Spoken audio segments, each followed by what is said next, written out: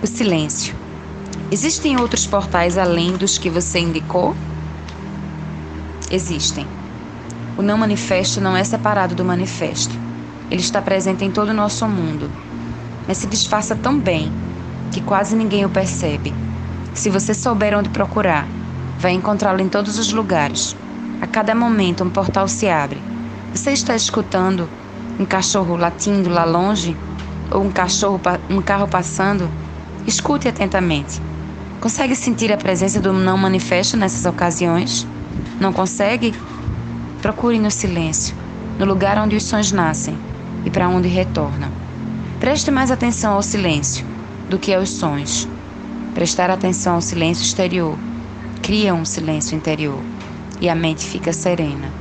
Um portal está se abrindo. Cada som nasce no silêncio e morre no silêncio.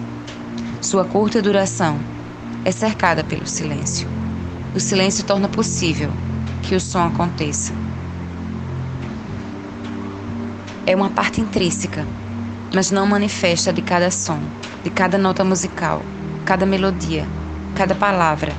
O não manifesto está presente neste mundo como silêncio. Essa é a razão pela qual dizem que nada neste mundo é tão parecido com Deus quanto o silêncio. Só o que temos de fazer é prestar atenção a Ele. Mesmo durante uma conversa, fique consciente dos espaços entre as palavras, dos curtos espaços de silêncio entre as frases. Ao fazer isso, uma dimensão de serenidade cresce dentro de você.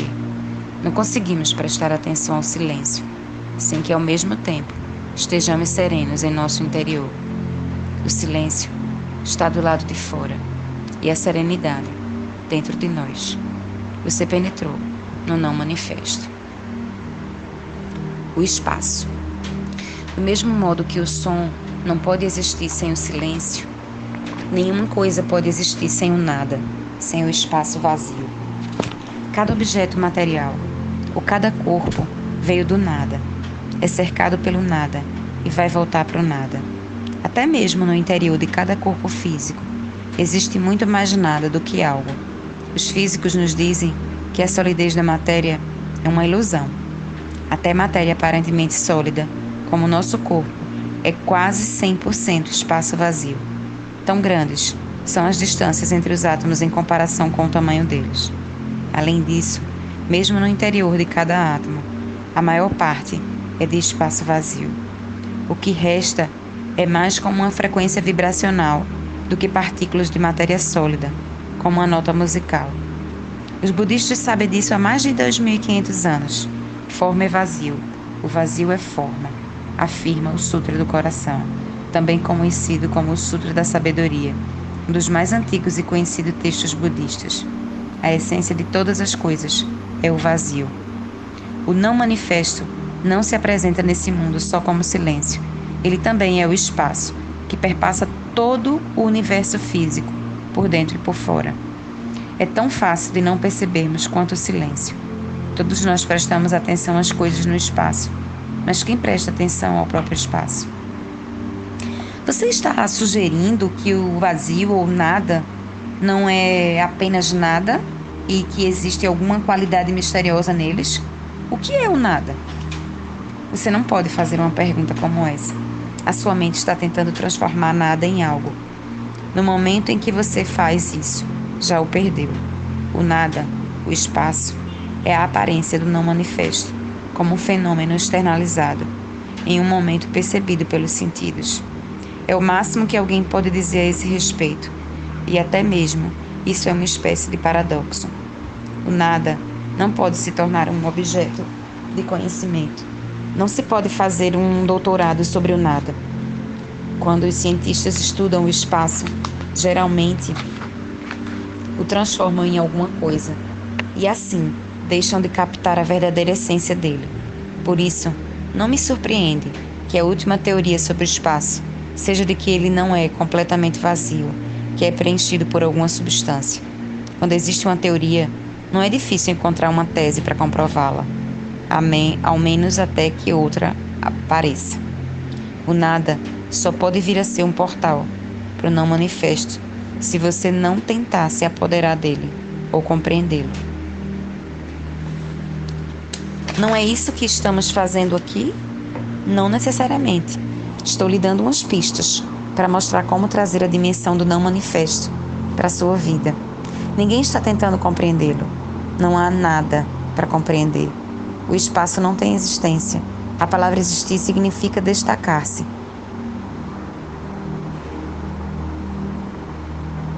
Não conseguimos compreender o espaço, porque ele não se destaca. Embora não tenha uma existência em si, ele possibilita que todas as outras coisas existam. O silêncio também não tem uma existência, nem tampouco não manifesta. O que acontece então, quando desviamos a nossa atenção dos objetos no espaço e passamos a perceber o espaço em si? Qual é a essência desta sala? Os móveis, os quadros, estão dentro da sala, mas eles não são a sala. O chão, as paredes, o teto definem os limites da sala, mas também não são a sala. Qual é então a essência da sala? O espaço. É claro, o espaço vazio. Não haveria nenhuma sala sem ele. Como o espaço é nada, como podemos dizer que aquilo não está lá e mais importante do que aquilo que está? Portanto, tome consciência do espaço à sua volta. Não pense a respeito. Sinta-o do jeito que é. Preste atenção ao nada. Ao agir assim, acontece uma mudança de consciência dentro de você. E o motivo é que o equivalente interno dos objetos situados no espaço, tais como móveis, paredes, são os objetos de nossa mente, pensamentos, emoções e os objetos dos sentidos. E o equivalente interno do espaço é a consciência, que torna possível a existência dos nossos objetos da nossa mente. Assim como o espaço torna possível que todas as coisas existam. Portanto, se desviar a atenção das coisas, dos objetos no espaço, você automaticamente desvia a atenção dos objetos da sua mente também. Em outras palavras, você não pode pensar e estar consciente do espaço ou do silêncio. Ao tomar consciência do espaço vazio à sua volta, você se torna consciente do espaço de mente vazia, da consciência pura, que é o não manifesto. É assim que a contemplação do espaço pode se tornar um portal para você. O espaço e o silêncio são dois aspectos de uma mesma coisa, do mesmo nada. São formas exteriorizadas do espaço e do silêncio interior, que significam a serenidade, o útero infinitamente criativo de toda a existência.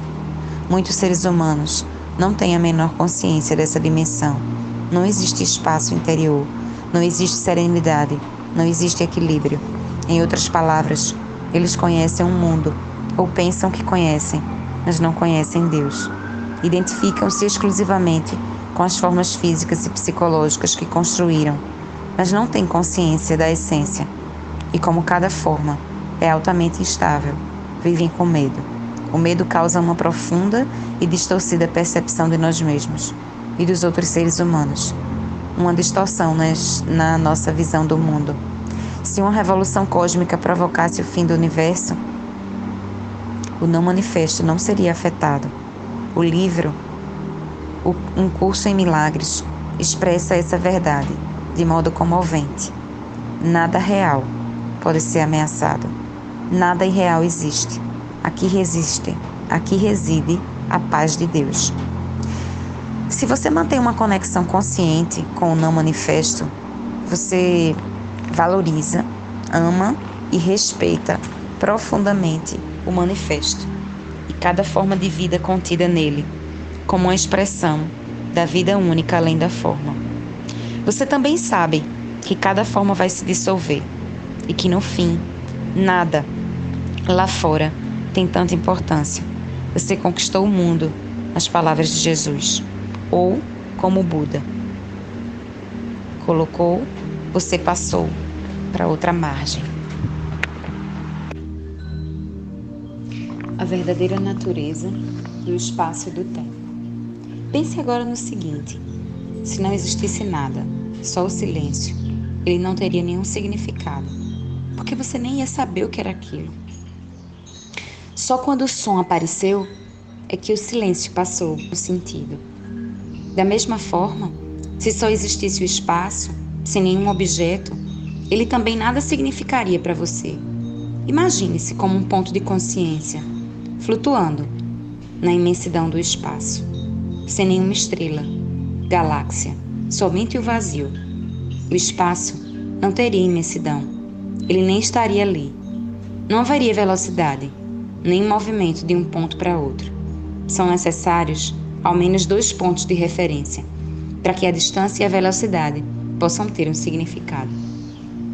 O espaço só passa a ter um significado no momento em que a unidade se transforma em 2 e em que, como 2, se transforma em 10.000 coisas, que é como Lao Tse chama o mundo manifesto. 10.000 coisas. É assim que o espaço se amplia cada vez mais. Portanto, o mundo e o espaço surgem no mesmo momento. Nada poderia ser sem que houvesse o espaço, ainda que o espaço não seja nada. Mesmo antes que o mundo existisse, antes do Big Bang, se você preferir, não existia nenhum espaço vazio esperando para ser preenchido. Não existia nenhum espaço, assim como não existia coisa alguma. Só existia o não manifesto, a unidade. Quando a unidade se transformou em 10.000 coisas, o espaço de repente mostrou que estava ali, permitindo que as 1.000 coisas existissem. De onde ele terá surgido? Será que Deus o criou para acomodar o mundo? Claro que não. O espaço é coisa nenhuma, portanto ele nunca foi criado. Saia de casa em uma noite clara e olhe para o céu, os milhares de estrelas que podemos ver a olho nu não passam de uma fração infinitesimal do que existe lá por cima. Os telescópios mais potentes já conseguem identificar 1 bilhão de galáxias, cada uma formando um mundo isolado, contendo cada um bilhões e bilhões de estrelas. Ainda assim, o que inspira mais respeito é o próprio espaço sem fim, a profundidade e a quietude que possibilitam que toda essa grandeza exista. Não poderia inspirar mais respeito e grandiosidade do que a inconcebível imensidão e quietude do espaço. E ainda assim, o que ele é? Um vazio, um imenso vazio. Aquilo que se apresenta para nós como espaço, no nosso mundo, através da mente e dos sentidos, é a forma exteriorizada do próprio não manifesto. É o corpo de Deus. E o grande milagre é que essa quietude e imensidão que permitem o universo ser, não estão apenas lá no espaço, estão também dentro de nós. Quando estamos inteira e totalmente presentes, nós o encontramos como o espaço interior e sereno da mente vazia. Dentro de nós, ele é imenso em profundidade, não em extensão.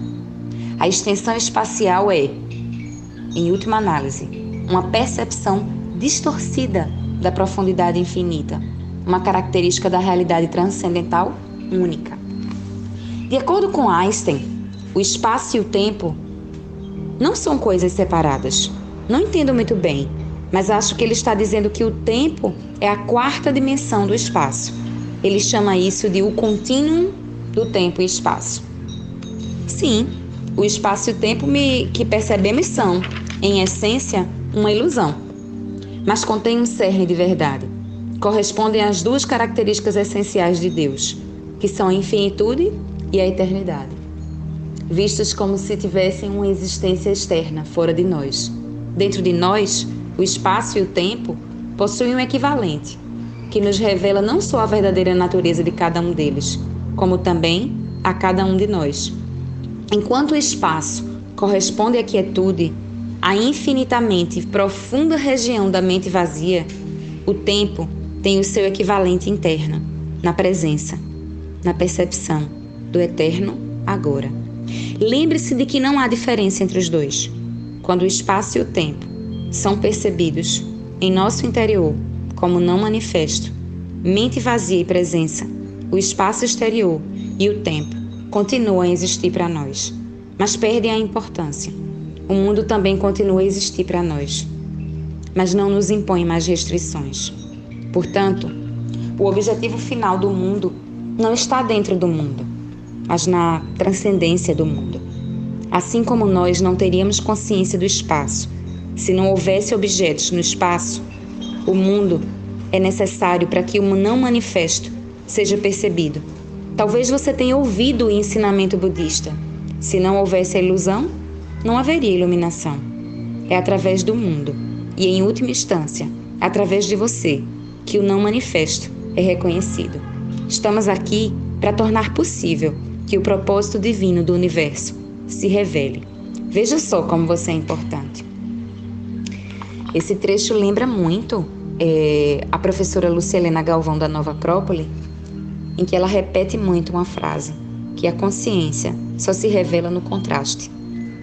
E são das coisas que Nego vive falando, né? Sobre a lei da polaridade da hermética, traz aqui também a lei da correspondência, o que existe no macro existe no micro, tal como lá em cima, está aqui embaixo, está bem presente aqui.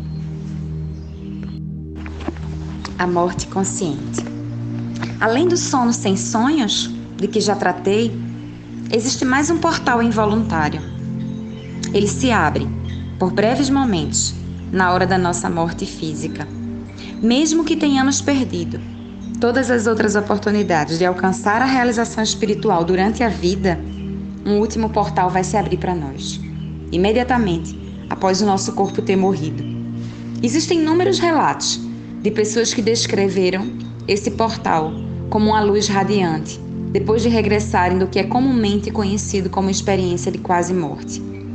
Muitas pessoas falam também de uma sensação de serenidade abençoada e de uma paz profunda. Em O Livro Tibetano dos Mortos, ela é descrita como o esplendor luminoso de luz branca do vazio, que seria o nosso verdadeiro eu. Esse portal abre-se apenas por breves segundos, e a menos que você tenha encontrado a dimensão do não manifesto durante a vida, provavelmente o deixará escapar.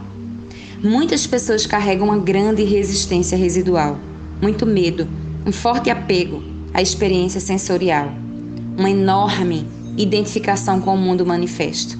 Então, quando vem o portal, afastam-se com medo e depois perdem a consciência. Muito do que acontece depois disso é involuntário e automático. Posteriormente, poderá haver um outro ciclo de nascimento e morte. A presença delas não foi ainda forte o bastante para uma imortalidade consciente. Então, mestre, atravessar esse portal não significa destruição? Como em todos os outros portais, a nossa natureza radiante e verdadeira permanece, mas não a personalidade. Em qualquer caso, aquilo que for verdadeiro ou de real valor em nossa personalidade é que vai se revelar através dela, como a nossa verdadeira natureza. Isso nunca se perde. Nada que seja de valor, nada que seja real, jamais será perdido. A aproximação da morte e a morte em si, a dissolução da forma física, é sempre uma grande oportunidade para uma realização espiritual. Essa oportunidade é tragicamente perdida na maioria das vezes, visto que vivemos em uma cultura que é quase totalmente ignorante com relação à morte, assim como ignora quase totalmente qualquer coisa que realmente importe. Todo portal é um portal da morte do falso eu. Quando o atravessamos, deixamos de extrair a nossa identidade da nossa forma psicológica, construída pela mente. Percebemos então que a morte é uma ilusão, do mesmo modo que a nossa identificação com a forma era uma ilusão. O fim da ilusão. É isso que a morte significa. Ela só é dolorosa enquanto permanecemos presos à ilusão.